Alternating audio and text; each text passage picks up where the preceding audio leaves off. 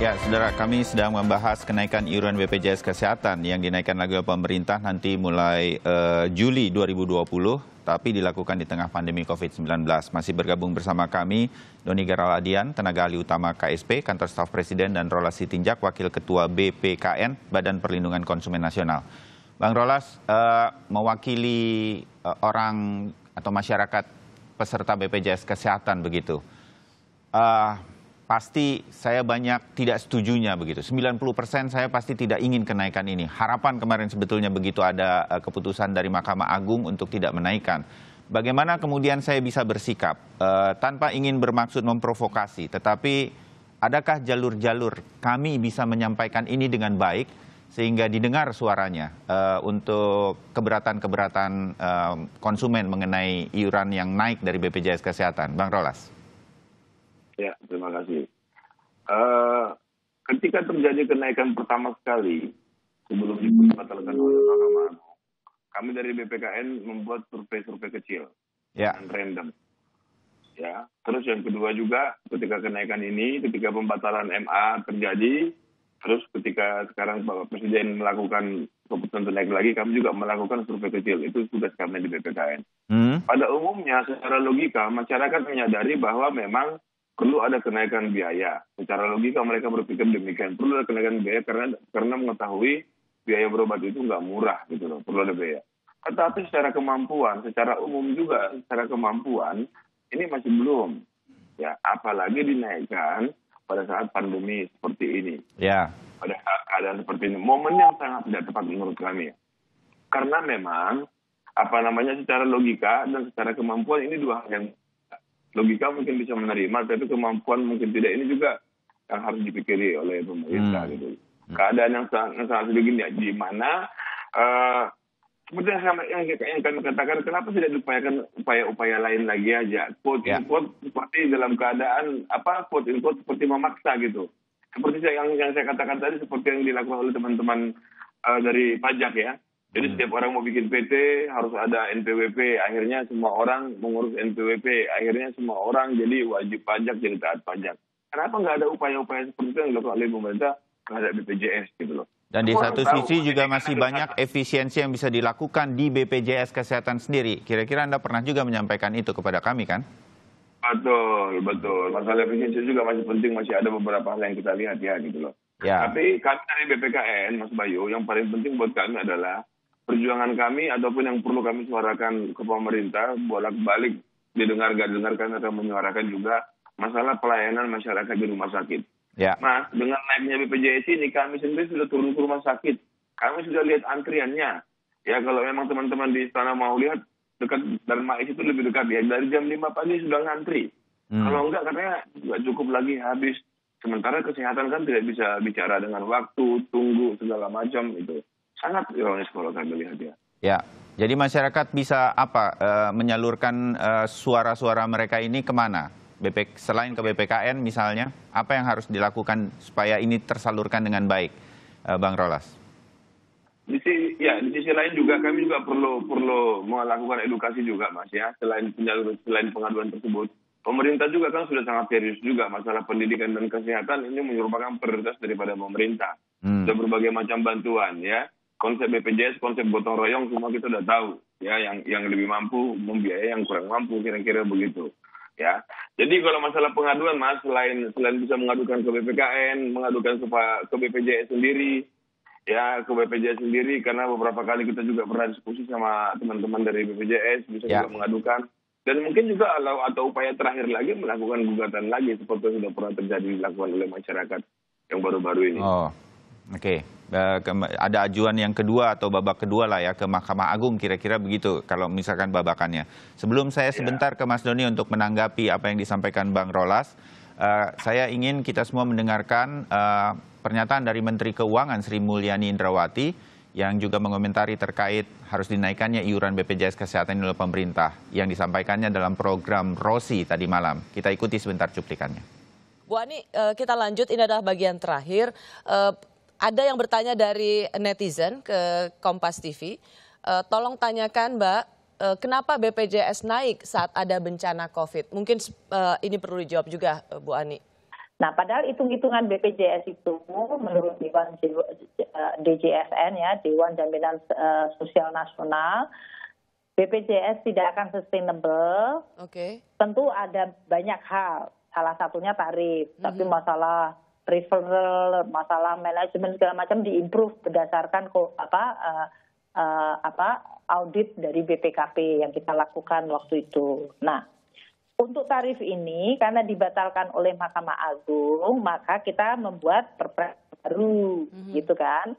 Kalau kelas 3, kan orang kemudian mengatakan ya dia kenapa nggak disamakan dengan orang miskin? Orang miskin itu dibayar pemerintah, Rosi.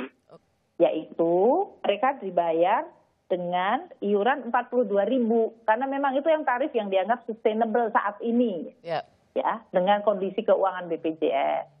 Makanya kalau orang miskin 42.000 tapi sekarang adalah para peserta mandiri yang bukan penerima itu bayarnya 25.500, ya perbedaannya itu disubsidi oleh pemerintah. Oke, jadi akan ada tetap subsidi pemerintah sebetulnya. Ini makin memperjelas alasan-alasan pemerintah sebetulnya untuk menaikkan iuran. Saya ke Mas Doni. Mas Don, begini, kalaupun ini tetap dinaikkan begitu ya, apakah kemudian pemerintah yakin bahwa ini kemudian semua masyarakat di tengah, saya ulang lagi nih, di tengah pandemi COVID-19 yang kita masih terus menebak kapan daya beli masyarakat, ekonomi kita akan kembali normal begitu, kita belum tahu. Apakah kemudian pada Juli nanti ini memang sudah bisa membayar kenaikan-kenaikan iuran ini yang kelas 1 dan kelas 2 untuk mandiri ini naik 100% begitu? Atau justru nanti lebih banyak yang menunggak, Mas Doni? Silakan. Baik.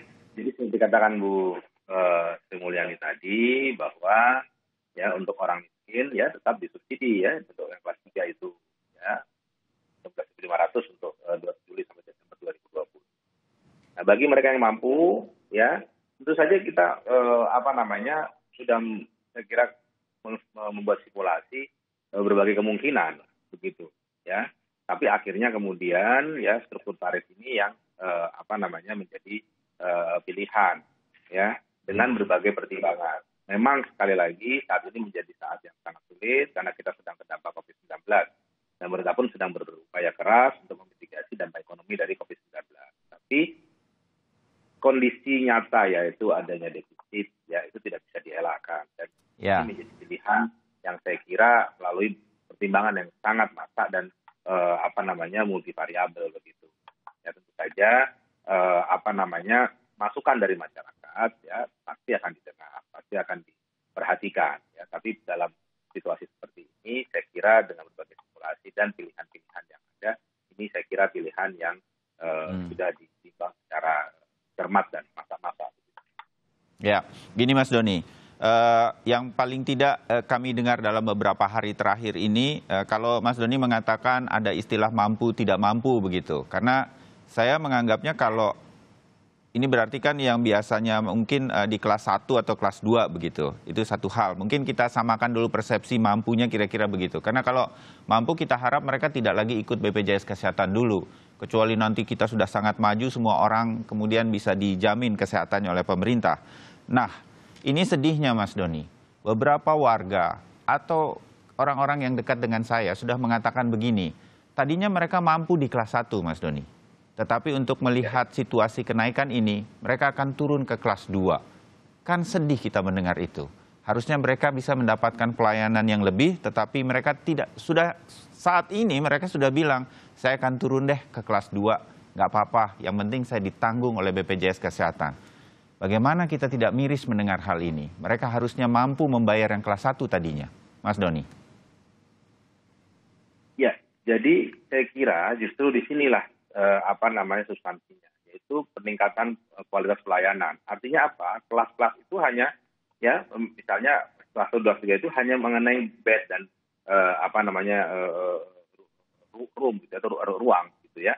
Tapi melayanan, ya saya kira kualitas tenaga medisnya, alat segala macam itu sama. Jadi saya ingin kita juga melihat bahwa dengan peningkatan kualitas pelayanan, ya maka sebenarnya isu itu tidak ada lagi gitu ya. Nah, sekali lagi Mas Bayu ya, semua saya kira pemerintah sudah memperhitungkan ya.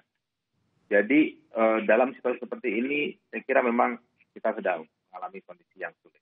Ya. Tetapi ya kenaikan ini memang ya ada kondisi nyata, memang ada defisit ya. Kemudian berbagai opsi sudah ditimbang saya kira, dan memang tidak ada pilihan yang lebih baik dari ini. Tapi sekali lagi ya pemerintah tidak akan ya meninggalkan mereka yang memang yang sekarang disebut sebagai pekerja bukan penerima upah dan bukan pekerja, karena mereka yang sekarang ini sangat membutuhkan. Arti kalau yang lain ya mereka masih punya tabungan ya, artinya mereka ada saving lah begitu. Tapi mereka ini tidak ada saving ya kan, kemudian tidak ada jaminan dari pemberi kerja. Nah, ini yang saya kira mereka yang paling tidak beruntung dalam masyarakat ini yang harus kita perhatikan, sehingga subsidinya diberikan cukup besar untuk di tahun 2020 ini ya. Nah, sekali lagi pemerintah sangat terbuka, tetapi dengan berbagai opsi yang ada, saya kira struktur tarif ini menjadi pilihan yang memang harus diambil dalam kondisi sulit. Oke. Ya, penutup singkat-singkat dari Bang Rolas dan juga Mas Doni ya. Bang Rolas, dengan segala argumen yang sudah disampaikan oleh pemerintah, memang tampaknya akan ada kenaikan dengan segala janji-janji perbaikan yang kita pernah dengar sebetulnya. Apa yang bisa menjadi harapan masyarakat melihat kenaikan ini kalau memang harus dilakukan juga dan masyarakat harus menerimanya? Bang Rolas. Jadi jika memang kita sudah tidak ada pilihan lagi, kalau memang sudah harus dinaikkan seperti yang dinyatakan Mas Doni tadi, harapan kita adalah di masalah pelayanan. Mas Doni, ini sangat serius. Kalau bisa sesekali pemerintah turunlah, lihatlah ke lapangan. Ya, masukan boleh diterima tapi lihat di lapangan, itu sudah kita lakukan. Bagaimana merasakan bagaimana pelayanan kepada masyarakat itu menjadi warga kelas 2. Ya. Bagaimana pelayanan ditingkatkan supaya masyarakat tidak menjadi warga kelas 2 lagi, dan paling tidak supaya ada pride. Saya sendiri menggunakan BPJS Mas sudah sekian tahun. Saya nggak pernah menggunakan BPJS. Pernah sekali-kali yang mau saya pergunakan, panjang kali lebar urusannya Mas. Panjang kali lebar. Udah deh, mending bayar sendiri aja. Kira-kira begitu dari masyarakat. Bisa hal-hal semacam ini terjadi, Mas Doni, dari pemerintah jamin ini semua supaya masyarakat kalau pakai BPJS sama dengan yang membayar langsung? Ya, saya kira bukan cuma bisa tapi harus dan akan dilakukan ya, karena memang isu pelayanan ini menjadi isu yang terus-menerus berkembang ya sejak BPJS ini kemudian dibentukkan. Ya. Baik. Ya, sudah waktunya saya kira dengan situasi seperti ini dan pemerintah tidak punya opsi lain kecuali membuat struktur tarif yang seperti ini. Ya, maka kita harus meningkatkan pelayanan. Ya, satu lagi saya titip Mas Doni kepada Pak Presiden dan seluruh staf di KSP, dengarkan masyarakat berkaitan dengan kemungkinan iuran ini naik di tengah pandemi COVID. Mudah-mudahan segala kebijakan berdasarkan apa yang didengar di masyarakat. Bisa saya titipkan itu ya pagi hari ini ke Mas Doni. Terima kasih, Mas. Baik, terima kasih. Mas Doni Garal Adian, tenaga ahli utama KSP, Kantor Staf Presiden, dan Rolas Sitinjak, Wakil Ketua BPKN, mengenai kenaikan iuran BPJS Kesehatan oleh pemerintah mulai 1 Juli 2020. Terima kasih untuk pandangan dan wawasan kita pada pagi hari ini untuk mengobrol pagi hari ini.